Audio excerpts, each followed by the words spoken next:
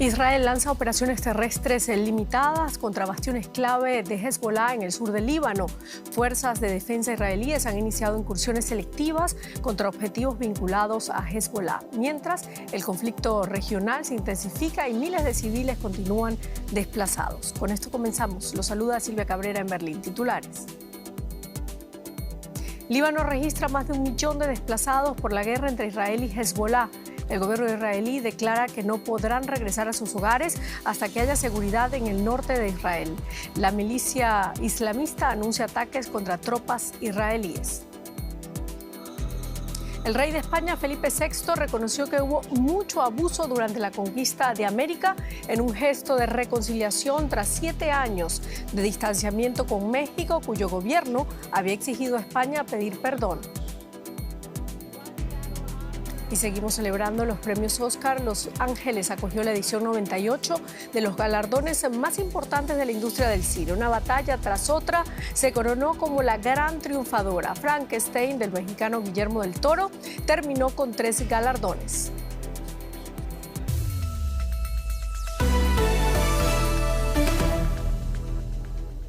Tras 2 semanas de intensos bombardeos sobre el Líbano, Israel anunció este lunes que ha iniciado una nueva invasión terrestre del país vecino. El gobierno israelí informó que se están llevando a cabo operaciones limitadas contra la milicia islamista, considerada organización terrorista por la Unión Europea y varios países. Los enfrentamientos contra el grupo chií y sus bastiones se han intensificado en todo el sur del Líbano. Más de 800 personas han muerto y más de 1 millón se han visto obligadas a abandonar sus hogares en un país con una población total de menos de 6 millones. El ministro de Defensa de Israel advirtió a Hezbollah de que pagará un alto precio. En sus declaraciones, Katz comparó la estrategia con las operaciones realizadas por Israel contra Hamas en la Franja de Gaza. Vamos a escuchar sus palabras. El primer ministro Benjamín Netanyahu y yo hemos instruido a las fuerzas de defensa de Israel a que actúen para destruir la infraestructura terrorista en los pueblos cercanos a la frontera en Líbano, para prevenir amenazas y el regreso de Hezbollah a la zona, igual que hicimos contra Hamas en Gaza, en las áreas de Rafah, Beit Hanun, entre otras, y como estamos haciendo ahora contra los túneles de los terroristas en Gaza. Y mientras tanto, cada vez son más los países que expresan su preocupación por la ofensiva terrestre israelí en el Líbano. El canciller alemán Friedrich Merz, por ejemplo, ha calificado de error esta operación. Escuchemos lo que ha dicho. Seguimos con gran preocupación la ofensiva terrestre israelí. Una ofensiva de este tipo agravaría aún más la ya muy tensa situación humanitaria y el dramático éxodo de refugiados. Por eso hacemos un llamamiento urgente a nuestros amigos israelíes. No tomen ese camino. Sería un error. En esto también coincidimos con nuestros principales socios en Europa. Hablamos ahora con el periodista Joan Cabasés en Beirut, que nos tiene más informaciones para nosotros. Joan, Israel afirma que no permitirá el regreso de centenares de miles de residentes al sur del Líbano hasta garantizar su seguridad. ¿Qué implica esto exactamente? Hola, ¿qué tal? Bueno, pues esto cumple los peores temores de la población libanesa, que ve cómo Israel traslada el modelo gazatí a Líbano. Hay que recordar que el ejército de Israel controla la mitad del enclave palestino, que está vaciado de población civil y que se ha convertido en una suerte de zona de seguridad en protección de Israel. Ahora Israel traslada este modelo a Líbano y exige que esté vaciado el territorio entre la frontera israelí y libanesa y el río Litani, que está a 30 kilómetros al norte de esta frontera. Esto significa que Israel exige el vacío de un territorio que es el 10% del territorio nacional libanés y donde residen 250.000 de personas. Ahora muchas de estas personas se preguntan cuándo podrán regresar a sus casas. Israel ha asegurado que esto no va a suceder hasta que el propio Israel considere que ya ha anulado o eliminado la amenaza que representa Hezbollah. Esto es, por supuesto, algo subjetivo que podría demorarse meses en el tiempo.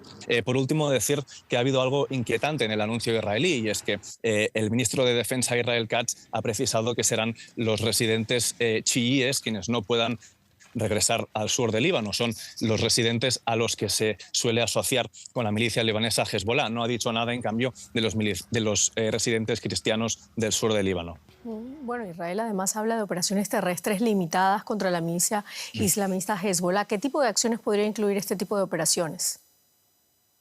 Bueno, pues lo cierto es que cabe esperar algo parecido a lo que ya ocurrió en el año 2024, cuando recordaréis que el ejército israelí invadió el sur del Líbano, pero se quedó en una franja, por lo general, de entre 1 kilómetro y 3 kilómetros hacia dentro del territorio libanés. En esa ocasión, lo que hizo el ejército israelí es algo que podríamos ver también ahora de manera próxima, y es asegurarse de que esa franja fronteriza esté vaciada de población civil, asegurarse el control israelí sobre el terreno y causar destrucción en el paisaje urbano, puesto que Israel alega que la milicia libanesa Hezbollah está infiltrando o camuflando sus capacidades militares en los pueblos libaneses fronterizos con Israel. Decir también que en el día de hoy esta incursión creciente israelí en el sur del Líbano ha propiciado la respuesta de los combatientes de Hezbollah, y se han registrado combates en distintos puntos de la frontera entre el Líbano e Israel. Esto está siendo especialmente así en puestos o municipios estratégicos, como por ejemplo en Hiam, como comentabais, que se encuentra en el camino entre la Bekaa, una provincia montañosa donde Hezbollah tiene almacenes de armas, y la frontera con Israel. Muchísimas gracias, Joan Cabasés, desde Beirut. A vosotros. Y como decíamos antes, el número de personas que se han registrado con las autoridades libanesas como desplazadas por la ofensiva aérea israelí superó este lunes el 1.000.000. Muchas de estas personas que huyeron de los combates se encuentran ahora dificultades para alojarse por el miedo de hoteleros y propietarios de viviendas que temen que sus huéspedes puedan ser objetivos de Israel. Este es el famoso paseo marítimo de Beirut, conocido como la Corniche. De día la vida aquí parece casi normal. Pero de noche el lugar se transforma en un refugio para familias libanesas desplazadas por los combates entre Israel y Hezbollah. Ali Al-Sein y su familia duermen aquí desde que huyeron de su pueblo en el sur del país. Somos 4 familias, 22 personas. Algunos duermen en este coche y las mujeres en la furgoneta. Pero está muy lleno. Duermen prácticamente de pie. Es muy incómodo. Dormí en el coche unos días y me duele la espalda. Prefiero dormir afuera, en el suelo, aunque haga frío. El gobierno libanés habilitó refugios temporales en escuelas, pero no es suficiente para acoger al 1.000.000 de personas desplazadas por la última escalada del conflicto con Israel. Esta escuela en el centro de Beirut alberga ahora a más de 200 personas. Entre ellas está Shihad Zahardin y su familia. Huimos y dejamos todo atrás. Esta ropa nos la dieron aquí en la escuela. Todos los días nos traen agua y comida. Tendemos la ropa en este balcón. En realidad es una ventana, pero es el único respiradero de que disponemos. Miramos hacia afuera y rezamos para que todo mejore. Que Dios traiga calma y paz porque estamos agotados. El pueblo libanés ya ha sufrido demasiado. Pero la crisis no da señales de aliviarse. Cerca de la escuela, un ataque israelí alcanzó un edificio de apartamentos en un barrio densamente poblado en pleno centro de Beirut. No se trata de una zona controlada por Hezbollah, pero cada vez parece que cualquier barrio puede convertirse en objetivo. Es en realidad una zona muy tranquila y segura, pero ahora mismo ningún lugar en el Líbano es seguro. No sabes quién vive en los edificios. La gente acoge a familiares o amigos desplazados y nunca sabe si alguno de ellos podría ser alguien a quien Israel esté buscando. Sí, creo que ahora mismo nadie está a salvo. Solo nos queda esperar y rezar. Al otro lado de la calle, voluntarios organizan ayuda humanitaria. 8 mujeres lideran la ONG Souk al-Balad, que desde el inicio de la guerra apoya a familias necesitadas junto a decenas de voluntarios. Aquí tenemos la caja de ayuda alimentaria. Cada una contiene unos 16 productos, granos, habas, arroz y otros alimentos. Cada caja está pensada para una familia de 4 miembros. Poco después, el paseo marítimo fue alcanzado por un ataque israelí. 8 personas desplazadas murieron y 31 resultaron heridas. Hezbollah respondió lanzando varios cohetes hacia el norte de Israel. Por su parte, Israel bombardeó Beirut y sus suburbios. Todo apunta a que el conflicto sigue escalando. Y el presidente de Estados Unidos, Donald Trump, advirtió de que la OTAN se enfrenta a un futuro muy malo si los aliados no ayudan a garantizar la seguridad en el estrecho de Hormuz. Trump ha pedido a varios países que den un paso al frente. Irán ha bloqueado esta ruta marítima clave en represalia por los ataques de Estados Unidos e Israel. Aproximadamente una quinta parte del petróleo y gas natural licuado de todo el mundo pasa por este estrecho. Los ministros de Asuntos Exteriores de la Unión Europea están debatiendo qué se puede hacer para mantener abierta la ruta y se ha sugerido como opción una iniciativa similar a la utilizada para la exportación de cereales de Ucrania. Bruselas, María García Sornosa con más detalles para nosotros. María, ¿cómo han reaccionado en Bruselas a las declaraciones de Donald Trump sobre un futuro muy malo para la OTAN si los aliados no ayudan en el estrecho de Hormuz? Sí, Silvia, como no podía ser de otra forma, a los aliados europeos no les ha gustado nada estas nuevas amenazas de Donald Trump. Al fin y al cabo fue una guerra para la que no fueron informados y que está teniendo muchos efectos sobre Ucrania y también sobre la Unión Europea. Ahora Trump les pide ayuda, pero aquí en Europa ni siquiera sabe cuáles son sus objetivos militares. Así que en Bruselas han puesto muchos esfuerzos en marcar distancias. La OTAN no es parte del conflicto en Oriente Próximo y no quiere serlo. Un portavoz de la Alianza Atlántica nos decía que son los estados de forma individual los que están hablando con Estados Unidos. Hoy, por ejemplo, el Reino Unido decía que estaba explorando vías para mantener abierto el estrecho de Hormuz, pero que en ningún caso serían bajo el paraguas de la Alianza Atlántica. María, los ministros de Exteriores de la UE están debatiendo cómo mantener abierta esa ruta. ¿Qué opciones concretas se están discutiendo allá en Bruselas? Sí, Silvia, aquí en Bruselas no hay mucha preocupación porque el bloqueo del estrecho de Hormuz genere un desabastecimiento de suministro energético, pero sí la hay sobre los precios de la energía, del petróleo y del gas y también en que esto genere en desabastecimiento de alimentos en algunos países de África. Hoy, tras la presión de Trump, Kaja Kallas, la jefa de la diplomacia europea, ha puesto sobre la mesa la idea de extender la misión de Áspides, una misión defensiva que en estos momentos opera en el Mar Rojo para luchar contra los hutis, pero se ha topado con un rechazo casi frontal de todos los Estados miembros grandes como Alemania, España o también Italia. Rechazan enviar fragatas porque insisten, Europa no es parte de esta guerra. Europa apuesta por la diplomacia porque al fin y al cabo saben los europeos que comenzar una guerra es fácil, pero ponerle fin muy difícil. Muchísimas gracias, María García Sornosa desde Bruselas. Donald Trump insiste en esa ayuda. José Díaz Briceño en Washington con más detalles para nosotros. José, aquí en Europa varios países han dejado claro, como lo hemos escuchado, que el conflicto con Irán no está relacionado con la OTAN y han decidido no atender la petición de Trump de enviar navíos al estrecho de Hormuz. ¿Cómo ha reaccionado la Casa Blanca ante la negativa de sus aliados?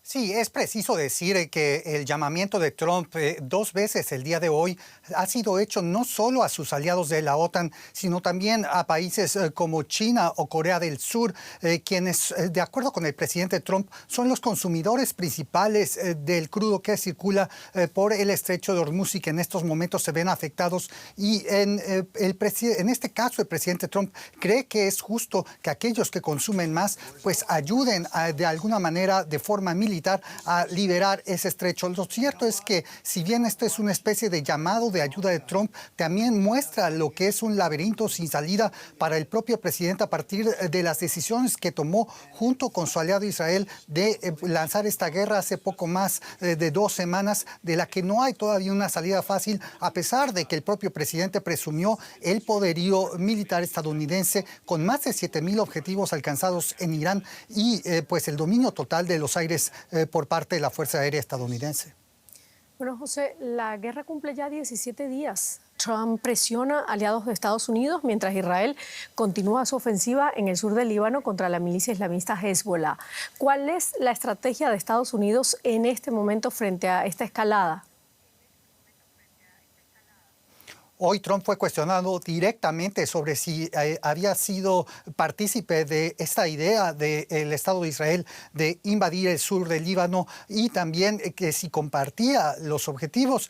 En principio, el presidente Trump se enfocó en calificar al grupo terrorista Hezbollah, que ha lanzado algunos cohetes hacia Israel, acusándolo de ser una amenaza grave. Y esto muestra que en principio la administración Trump está de acuerdo en que Hezbollah es una amenaza para la seguridad de Israel, pero en la prensa estadounidense se registran filtraciones desde la administración Trump, dejando en claro que buscan que de alguna manera el ataque que haga Israel no dañe de alguna manera al Estado libanés. Esto previendo pues una potencial escalamiento hacia áreas que no se han imaginado de esta guerra que se está ampliando poco a poco a un conflicto más regional.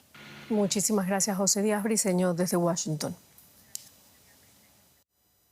Y más de este tema en la economía con Rosa Casals. Ya nos lo comentaba nuestra compañera allá en Bruselas, Silvia, ¿no? Un territorio de apenas 33 kilómetros en su punto más estrecho mantiene en vilo los mercados globales.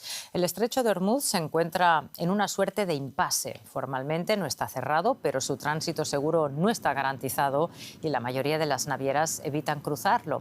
Y esto entorpece la liberación de los flujos de gas y petróleo del Golfo, limitando la disponibilidad en el mercado y manteniendo elevados los niveles de volatilidad en los precios del crudo.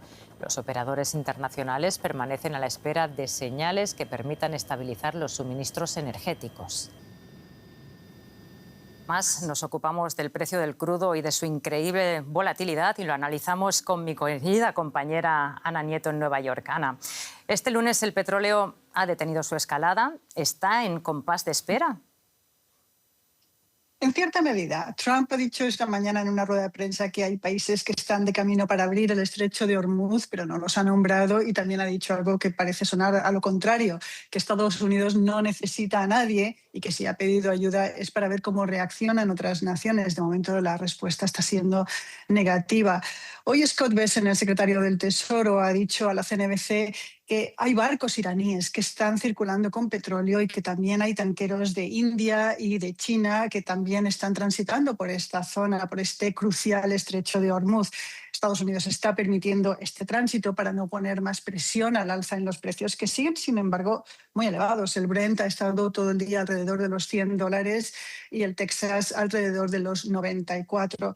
Adicionalmente, Fatih Birol, que es el presidente de la Agencia Internacional de la Energía, ha dicho que aunque ya se aprobó la semana pasada la mayor liberación de reservas de petróleo, aún hay 1.400 millones de barriles en reservas que se pueden poner a disposición de la oferta si es necesario. Las fluctuaciones de los precios son normales, pero el riesgo al alza es muy elevado y más si se empieza a especular o hay problemas evidentes de oferta tanto en crudo como en productos refinados. Ana, el Nobel de Economía Joseph Stiglitz ha advertido de los peligros de una estanflación en Estados Unidos y no es el primero en hacerlo. ¿Cuán vulnerable es el país a un shock por los precios del crudo?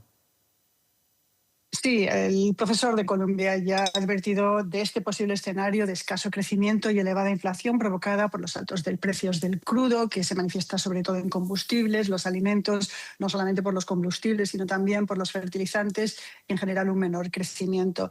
Stiglitz además añade a esta ecuación inflacionaria el efecto de los aranceles, que siguen teniendo mucha presión en los precios en Estados Unidos.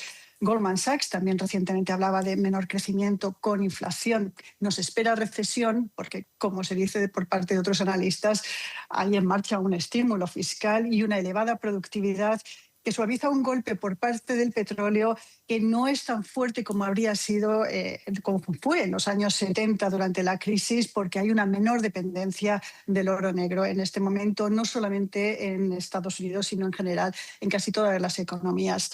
Este es un escenario, no obstante, muy complicado que la Fed va a analizar mañana y pasado y se espera que también actualice sus previsiones económicas.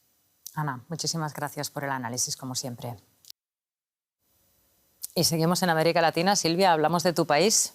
Hablamos de Venezuela y de la ONU porque la Oficina de Naciones Unidas para los Derechos Humanos informó este lunes que no ha recibido de las autoridades venezolanas una lista oficial de los presos políticos liberados tras el ataque de Estados Unidos y la captura de Nicolás Maduro en enero pasado. Volker Turk, alto comisionado de la ONU, afirmó que sus solicitudes no han sido atendidas y que tampoco le han permitido el acceso sin restricciones a los centros de detención. Y aunque una cifra oficial indica que han sido liberados 7.700 detenidos, Turk aseguró que muchos venezolanos siguen detenidos de forma arbitraria y pidió mayor transparencia.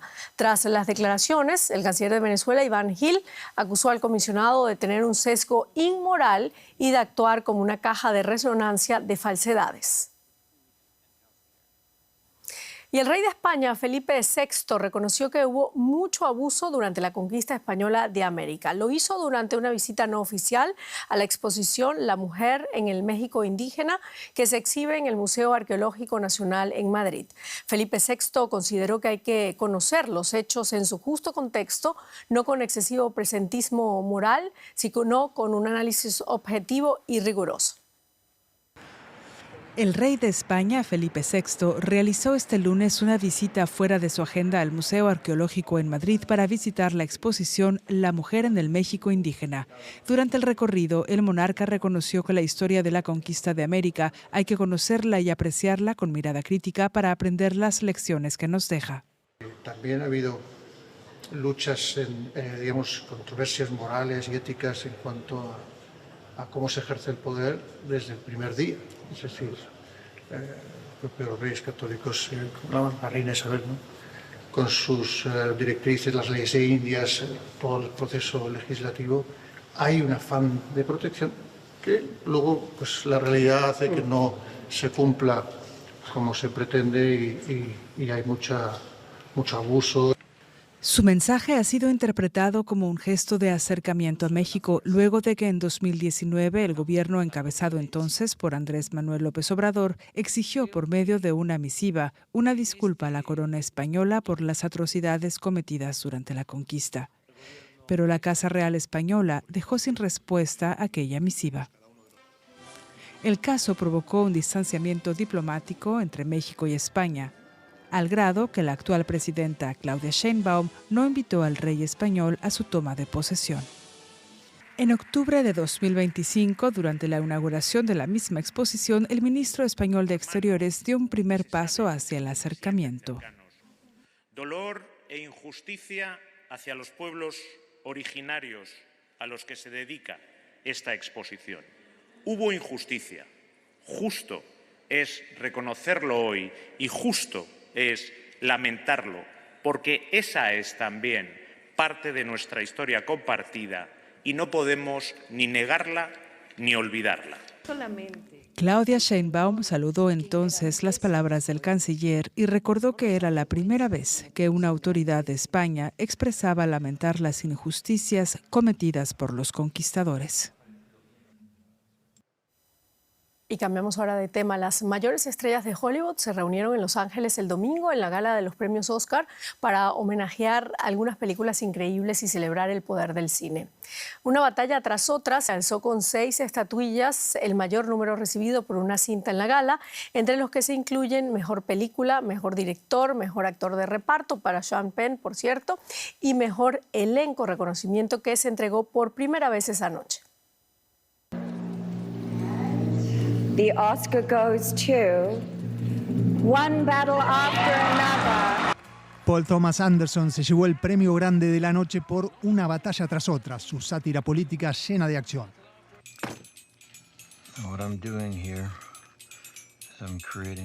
Leonardo DiCaprio encarna al protagonista, un antiguo revolucionario de extrema izquierda. El film tuvo 13 nominaciones. Y fue una noche especial para su director, que se llevó 3 galardones. Era la primera vez que Paul Thomas Anderson obtenía un Oscar tras haber sido nominado 11 veces por películas anteriores. ¡Qué noche! Vamos a beber un martini, esto es increíble. Muchas gracias. Anderson ganó también el Oscar al mejor director. Muchas gracias. Ustedes trabajaron duro para esto. Lo agradezco mucho. Y también un Oscar al mejor guión adaptado. Jessie Buckley se convirtió en la primera actriz irlandesa en recibir un Oscar a la mejor actuación por su poderosa interpretación de la maternidad y el duelo en Hamnet, un drama histórico basado en la vida de William Shakespeare y su esposa.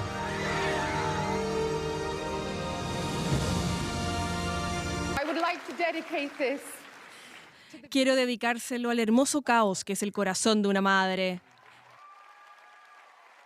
Gracias por el reconocimiento en este rol. Es el honor más grande, no puedo creerlo. Michael B. Jordan ganó el premio al mejor actor por su doble rol, interpretando a dos hermanos gemelos en Pecadores.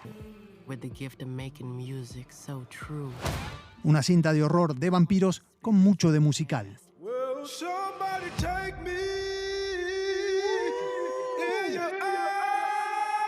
Jordan rindió tributo a los actores afroamericanos que lo inspiraron.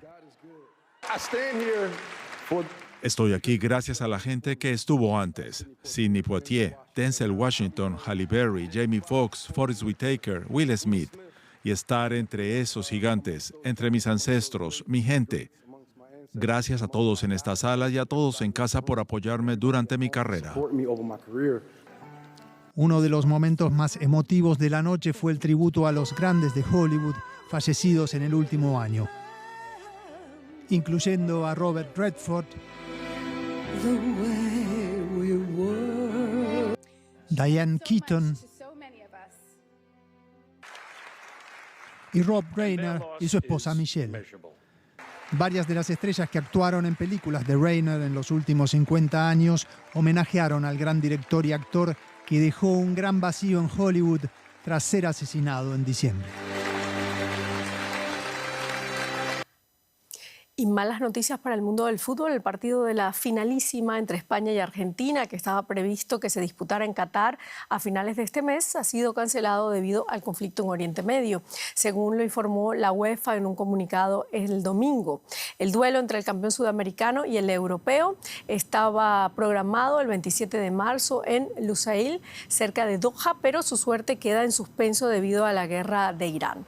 La finalísima despertaba gran interés porque podía enfrentar por primera vez a Lionel Messi y a Lamine Yamal, el prodigio del Barcelona considerado su heredero.